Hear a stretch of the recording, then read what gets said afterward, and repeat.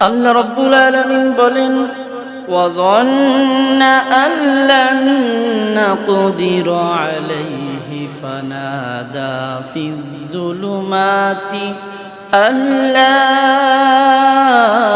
إله إلا أنت سبحانك إني كنت من الظالمين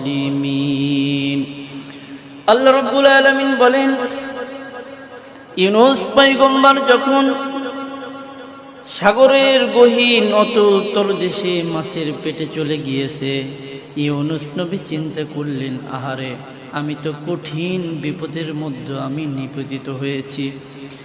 এই সাগরের গহীন অতল তলদেশে আমি যদি চিৎকার চেঁচামেচি করি, এই পৃথিবীর কেউ শুনবে না, একজন ছাড়া, তিনি হলেন আমার আল্লাহ। অতএব আল্লাহর কাছেই আমার প্রার্থনা করতে হবে। তিনি আল্লাহর কাছে যখন দোয়া করলেন, আল্লাহ, আমাকে কঠিন মুসিবত থেকে তুমি আমাকে হেফাজত করো।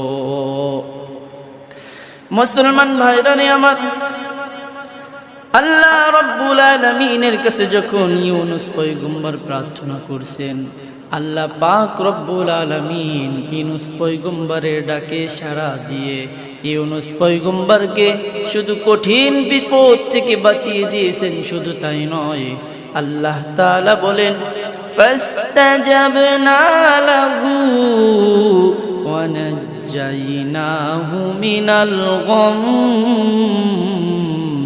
ওয়া কাযালিকা নুজিল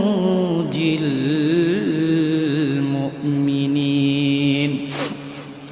আল্লাহ রাব্বুল আলামিন বলেন, আমি আমার ইউনূসকে কঠিন বিপদ থেকে আমি বাঁচিয়ে দিয়েছি। শুধু তাই নয়, কিয়ামত পর্যন্ত মানুষ যখন কঠিন বিপদের মধ্যে পতিত হবে, আর এই বিপদের মধ্যে পড়ে বান্দা যখন আমার কাছে এরকম ইউনূস পয়গম্বরের মতো প্রার্থনা করবে, আমি আল্লাহ রব্বুল আলামিন কিয়ামত পর্যন্ত সকল মানুষদেরকে আমি বিপদ থেকে হেফাজত করব।